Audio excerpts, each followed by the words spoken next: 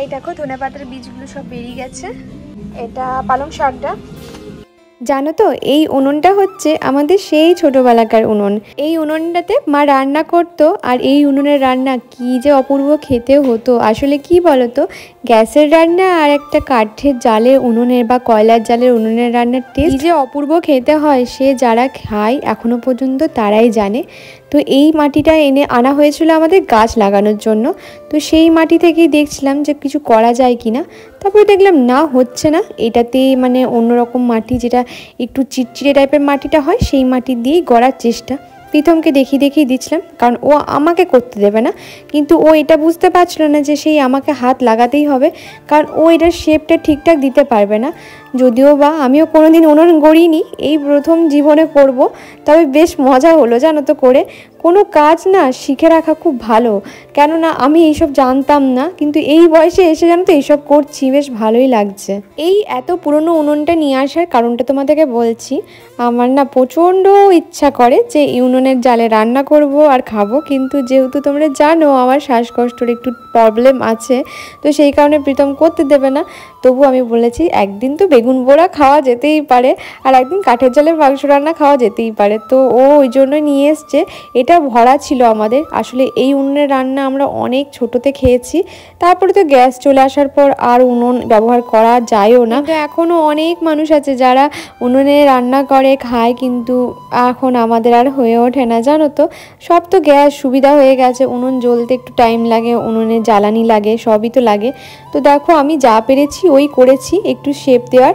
আসলে এটা না মানে আমি নিজের মতো করেই করেছি, জানি না কতটা ভালো হয়েছে, তোমরা একটু জানিও তো ঠিকঠাক হয়েছে কিনা। আর এখানে প্রীতম ওই পাশ থেকে শুধু একটা কথাই বলছে, জল ঘাটিস না, জল ঘাটিস না। আরে কাদামাটি ঘাটবো, জল না ঘাটলে হয় বলো তো তোমরা? কিন্তু দেখো সেই কবেকার উনুন বলো, সেই মা কত যত্ন করে রেখে দিয়েছে এখনো পর্যন্ত, তবেই তো আমি ব্যবহার করতে পারছি। উনুন বানানো কমপ্লিট মাটি দিয়ে। এই মাটিটা এনেছিলাম গাছ লাগানোর জন্য, আর এটা হচ্ছে উনুন বানানোর জন্য।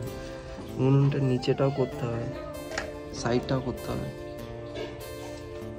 তোমাদেরকে তো বলেছি আমাদের গ্যাস শেষ হয়ে গেছিলো, তারপরে কি বলতো আমি আর রান্না করিনি।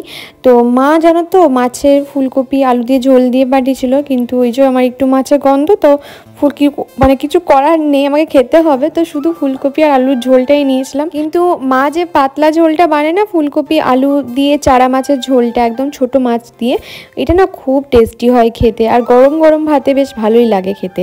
কিন্তু ওই আমি মাছ খেতে পাচ্ছি না। তারপরে বিকাল দিকে উঠে অর্কর একটু জেদ হয়েছিল, মা একটু চাউমিন বানিয়ে দেবে, কিন্তু ঘরে দেখলাম চাউমিন নেই, ম্যাগিটা ছিল। আমি বললাম ঠিক আছে, আমি ম্যাগি দিয়েই বানিয়ে দিচ্ছি তোকে। তো এইখানে দেখো দুটো ম্যাগি নিয়েছিলাম। আমি ভেবেছিলাম প্রীতম একটু হয়তো আগে চলে আসবে আজকে, কিন্তু আজকে দেরি হয়েছিল ওর আসতে। তো ওই জন্য জানো তো ওর জন্য ম্যাগিটা যেটা বানিয়েছিলাম সেটা রয়ে গেছিলো। তো তারপরের দিনও খেয়েছে। তো ম্যাগিটা দেখো আমি যেভাবে বানাই তোমাদেরকে দেখাচ্ছি। এটা একটু এগ চিকেন ম্যাগি বানাবো। আমি না এইরকম সুপি টাইপের যে নুডলসটা হয় খেতে ভালো লাগে, তবে আগে প্রচুর ম্যাগি খেতাম, এখন একদমই কেন জানি না ভালো লাগে না। তো মটরশুঁটি আর তোমার ওই ম্যাগি মশলাটা দিয়ে ম্যাগিটাকে একদম সেদ্ধ করে নিলাম, একদম গলা গলা করে না, জাস্ট ফুটিয়ে নামিয়ে নিলাম। আর এইখানে তেলের মধ্যে কাঁচা লঙ্কা একটু ঝালের জন্য আর একটুখানি পেঁয়াজ কুচি দিয়েছি। আর লেফট ওভার চিকেন একটুখানি ছিল কষা, সেখান থেকে চিকেনটাকে ছাড়িয়ে নিয়েছি দেখো। আর তার মধ্যে এখানে অ্যাড করে দেবো দুটো ডিম। ব্যাস হয়ে যাবে আমাদের ম্যাগি, মানে চিকেন এগ ম্যাগি। এটা সুন্দর করেও বানানো যায়, তবে এটাও কিন্তু খারাপ লাগছিল না খেতে, কারণ প্রীতমও খেয়ে বললো যে খুব সুন্দর লেগেছে। আসলে ও আমার হাতের রান্না খেতে খুবই ভালোবাসে, তবে এখন খুব একটা ওকে যে ওর মন মতো সব কিছু বানিয়ে দিতে পারি তা না, তবে যতটুকু পারি করে দিই, আর ও ওইটুকুতেও খুশি। তো এখানে দেখো পেঁয়াজ ডিম চিকেন সব কিছু ভাজা ভাজা হয়ে গেছে। এর মধ্যে যেহেতু টমেটো অ্যাড করিনি, তাই একটুখানি ম্যাগি হট অ্যান্ড সুইটটা দিলাম। আমার সসের মধ্যে এই ম্যাগি হট অ্যান্ড সুইটটাই বেশি খেতে ভালো লাগে, তো এটা দিলাম। তারপর দেখো ম্যাগিটা কেমন ঝরঝরে ছিল। এবার এটাকে ভালো করে মিক্স করে নেবো আলতো হাতে, যাতে ম্যাগিটা ঘাঁটা না যায়। দেখো ম্যাগিটা কি ঘাঁটা গেল? ঘাঁটা যায়নি। তবে প্রীতম বলছে আমি করতে গেলে কেন ঘেঁটে যায়। আসলে প্রীতম ম্যাগিটা একটু বেশি সেদ্ধ করে ফেলে সেই কারণে, কিন্তু আমারটা দেখো খুব কম সেদ্ধও হয়নি আর খুব বেশি সেদ্ধও হয়নি। আর অর্ক খাচ্ছিলো, অর্ক বলছিল মা ঝরঝরে হয়েছে, দেখো কি সুন্দর ঝরঝরে হয়েছে। আর সেন্টটা তো খুব সুন্দরই বেরিয়েছিল। তো এখানে অর্ককে দিয়েছিলাম, অর্ক আকাশ পাতাল ভাবনা চিন্তা করে করে খায়, তবে ওর এই মুখের হাসিটা দেখার জন্য আমার খুব মানে মানে আমি খুব ভাল লাগে, আমি করে দিই ওকে, কারণ ও খাবার দাবারই একটু খেতে ভালোবাসে। এইটুকু ছেলেটা আমার কত বড় হয়ে গেল দেখো দিন দিন। ডিম নিয়ে এই মুহূর্তে মারামারি চলছে, কার পোস্টটা সব থেকে বেশি ভালো হয়েছে। পোচ ভেঙে গেছে আজকে। এই যে আজকে আমাদের ডিনার, ডিমের পোচ, রুটি অ্যান্ড মিষ্টি। এই যে মিষ্টি মিষ্টি। আমাকে কি দুটো মিষ্টি দিয়েছ? কেন তোমরা নেবে না? তোমরা নেবে না? আমার আসলে গরম মিষ্টি খেতে ভালো লাগে, সেই কারণে। একটাই? ঠিক আছে, খাওয়া যাক। আমাদের খাওয়া দাওয়ার পর একটা পড়াশোনার একটা পর্ব চলে। আসলে প্রীতম অর্ককে পড়তে বসে, সারাদিনটা সকালবেলা একটু বসায় আর রাতের বেলায় এসে বসায়, মোটামুটি 12টা সাড়ে 12টা অবধি বসিয়ে তারপর আমাদের ঘুমাতে যাওয়া হয়, তারপরে আবার সকাল সকাল উঠে যাওয়া হয়। তো কালকে রাতে ওর বাবা বলেছিল একটা কি পড়া দিয়েছিল, তো বলেছিল যদি কমপ্লিট করতে পারিস তাহলে কালকে মাটন নিয়ে আসবো। আর তোমরা জানো আমাদের বাড়িতে অনেক দিন হয়ে গেল মাটন হয়নি, তো ওর কথাতে আজকে মাটন এসছে। আর সত্যি কথা বলতে এখন মাটনটা অর্কর কথাতেই একমাত্র আসে, না হলে আমাদের বাড়িতে মাটন হয় না বলতে পারো। কারণ ও না জেদ করলে, মানে খুব জেদ না করলে আমি মাটন করি না, এখন বাড়িতে মাটন হয় না। তো মাঝে খুবই হতো, প্রীতম খেতে ভালোবাসতো, কেন জানি না প্রীতম বলে যে না আমার খাওয়ার এখন আর অতটা ন্যাক লাগে না। আসলে কাজের চাপ প্লাস আমাকে নিয়ে একটা টেনশন থাকে সবসময় ওর মধ্যে। তো ও যখন কাজে যায় তখন ওখানেও একটু টেনশন করে ও কাজে, মানে আমাকে নিয়ে। তো ওই সব কিছুর জন্যই বলতে পারো একটুখানি ও চেহারাটা অনেকটাই খারাপ হয়ে গেছে। আমার তো চেহারা অতটাও খারাপ হয়নি, কিন্তু ওর তো চেহারা পুরো ভেঙে গেছে। কি আর বলবো, মা বাবা সবসময় বলে, আমার মা বাবা, যে চেহারাটা খুব খারাপ হয়ে গেছে প্রীতমের, তুমি ঠিকঠাক করে খাওয়া দাওয়া করো, এই করো ওই করো। তো এদিকে দেখো প্রেশার কুকারে তোমার মাংসটা সেদ্ধ করতে দিয়ে দিলাম, একটু নুন আর হলুদ দিয়ে একটা সিটি দেব। আর এদিকে পেঁয়াজ টমেটো বেটে নিয়েছি, ওইদিকে আদা রসুন বাটা হয়ে গেছে, এদিকে হলুদ মাখিয়ে আলুটাকেও ভেজে নিচ্ছি, ওইদিকে পেঁয়াজ কুচি করে রেখেছি।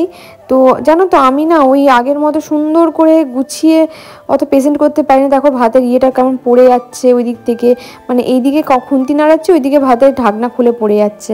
এইটা একবার না অনেকবার হয়েছে। তো তেলের উপর চিনি দিয়েছি, চিনি দিয়ে তারপরে এর মধ্যে বাকি জিনিসগুলো দিচ্ছি, যে পেঁয়াজ কুচিটা দিচ্ছি। অনেকে আমাকে বলো দিদি পিতলের কড়াইয়ে যে রান্না করো, তো এতে তোমার কোনো কষা কষা কিছু না টেস্ট কোনো রকম টেস্টের কোনো ফের থাকে না। তোমার নর্মালি যেমন কড়াইয়ে রান্না করে তেমনই মানে নর্মালি রান্না হয়, কোনো অসুবিধা হয় না। তবে হ্যাঁ, এই কড়াইগুলি একটু তাড়াতাড়ি করে হিট হয়ে যায়, তো পুড়ে যাওয়া বা ধরে যাওয়ার সম্ভাবনাটা বেশি থাকে। কম গ্যাসেও এটাতে খুব ভালো রান্না করা যায়, এটা বলা যেতে পারে। তো এখানে পেঁয়াজটা ভালো করে বাদামি করে ভেজে নেওয়ার পর আমি অ্যাড করেছিলাম নুন, পেঁয়াজটা একটুখানি গলে যাওয়ার জন্য। তারপরে আদা রসুন বাটা, জিরে ধনে গরম মশলা যেটা ছিল বাটা ওইটা দিলাম। আর এখানে দিলাম পেঁয়াজ টমেটো আর হলুদ, যেটা একসাথে বেটে রেখেছিলাম সেটা দিলাম। তো তারপরে দেখো এখানে মাংসটা একটা প্রেশারে সিটি দিয়েছি। তারপরে দেখলাম যে না মাংসটা সেদ্ধ হয়নি, আবার আমাকে প্রেশার কুকারে সিটি দিতে হবে, যেহেতু আমি খাবো তো সেই কারণে দিতে হবে। চিকেন দেখলে অরুচি লাগছে জানো তো, কেন জানি না। চিকেন আমার সব থেকে প্রিয় ছিল, আর মাটন দেখলে গা জ্বলে যেত, কিন্তু এখন আবার চিকেন আবার দেখতে পাচ্ছি না দু চোখে। তো এখানে আলুটা দিয়ে যেই মাটনের স্টকটা ছিল সেই স্টক। তোমাদেরকে একটা জিনিস দেখাই, আমাদের ঘরে যে গাছের বীজগুলো ছড়িয়েছিলাম, গাছগুলো দেখো শুনে বেরিয়েছে। এই দেখো ধনেপাতার বীজগুলো সব বেরিয়ে গেছে। এখানে তো টুকিটাকি লাগিয়েছিলাম। এটা সর্ষে, এটা ধনেপাতাটা, এটা পালং শাকটা। তো এখানে তোমাদেরকে বলি আলু কাঁচা লঙ্কা বা মাটনের স্টক দিয়ে অনেকক্ষণ ধরে আলুটাকে কষানো হয়েছে। মাটনের স্টক বলতে বলে দিই, মাটনটা যে জলটাতে সেদ্ধ করা হয় সেটাকে স্টক বলে। অনেকে আমাকে আগেও জিজ্ঞেস করেছে দিদি স্টক মানে কি, তো এই জলটাকেই স্টক বলে, মানে জুসটাকেই বলা হয়।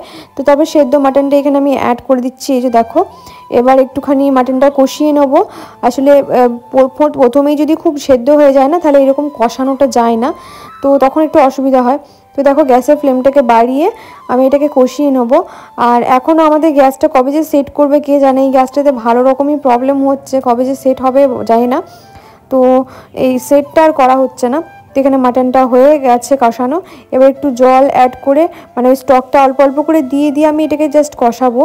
আর খুব সুন্দর একটা সেন্ট আসছিল। আর আমাদের খুব পাতলা ঝোল হয়, খুবই পাতলা মাটন হলে আমাদের খুবই পাতলা ঝোল হয়, কোনো রিচ হয় না মাটনের। তো এখানে দেখো আমি একটু স্টকটার সাথে নর্মাল জল অ্যাড করে যেটা কষে রেখেছিলাম মাটনটা সেটা দিয়ে দেখো কতটা পাতলা হয়েছে, বুঝতে পারছো? একদম জলের মতো পাতলা হয়েছে। এবার এটা প্রেশার কুকারে একটা সিটি দিয়ে দেবো, তাহলেই হয়ে যাবে। আর এদিকে প্রীতমকে ওই যে কালকে ম্যাগিটা বানিয়েছিলাম, ও এসে পরে রুটি হয়েছিল, কালকে আর হয়নি। তো বললো বৃষ্টি আমাকে ম্যাগিটা গরম করে দে, আমি ম্যাগিটা খাবো টিফিনে। তো এখানে ম্যাগিটা ওকে দেখো গরম করে দিচ্ছি, এখনও সুন্দর ঝরঝরে রয়েছে ম্যাগিটা। তো ওকে এখানে গরম করে দিচ্ছি, তারপরে ও আনা দুপুরে খাওয়া দাওয়া করে অফিস চলে যাবে। তো প্রীতম খাওয়া দাওয়া করে কাজে চলে গেল, আর আমি এখন এবার একা বসে অর্ককে নিয়ে ও পড়বে, আমি দেখবো, এই হলো আমার কাজ। তার আগে রান্নাবান্না সব প্রীতম থাকতে থাকতে রান্নাবান্না সব করে ফেলি।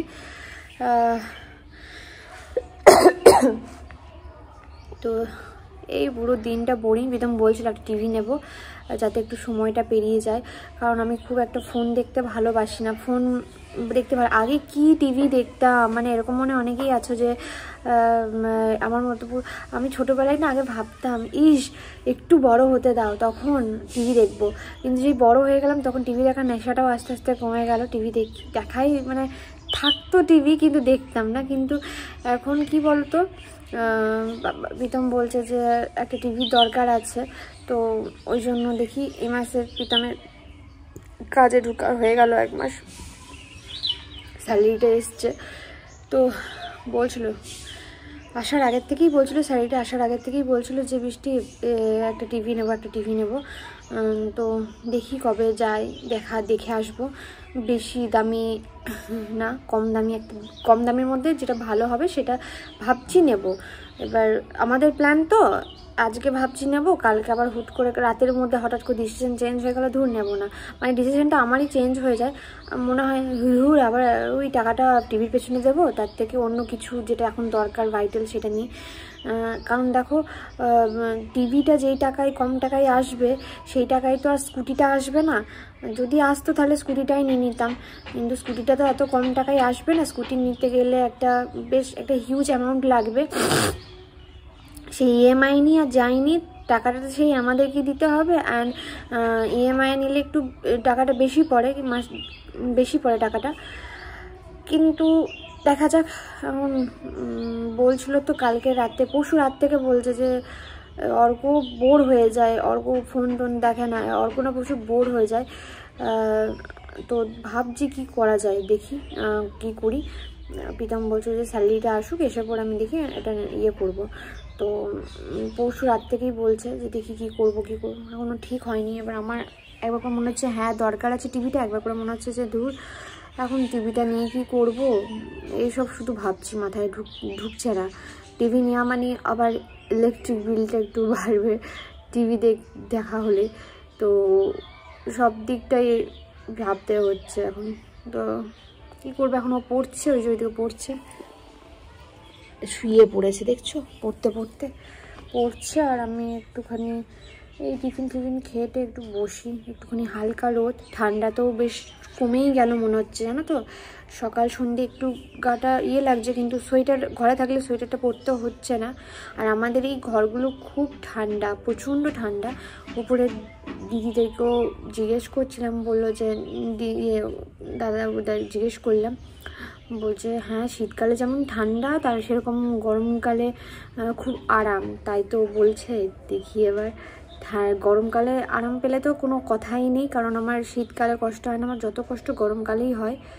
গরমটা মানে আমি নিতে পারি না, আমি গরমকালটা লু বলে না, গরম হাওয়া এগুলো লেগে যায় খুব তাড়াতাড়ি, মানে গরমটা ক্যাচ করে নেয়, এতে শরীরটা আরও বেশি খারাপ লাগে। তো এই হলো ব্যাপার। আমার মা বলছে মাথাটা সিটি কাটলে তবে তো এখন থেকে হবে। আমি বলছি মামা চুলটা এতটাও বড় হয়নি যে আমার মাথায় সিটি কাটা যাবে। দেখো বলছি সিটি কাটছিস না কেন, মানে আমার চুলটা না কি বিচ্ছিরিভাবে বেরোচ্ছে, আমি বুঝতে পারছি না, জানো। এটা এইভাবে বেরোচ্ছে, এটা এইভাবে বেরোচ্ছে, আমি বুঝতে পারছি না এটা কীরকম ধরনের চুলটা বেরোচ্ছে। যাই হোক, আর আমার চুল না বরাবরই খুব কালো ছিল।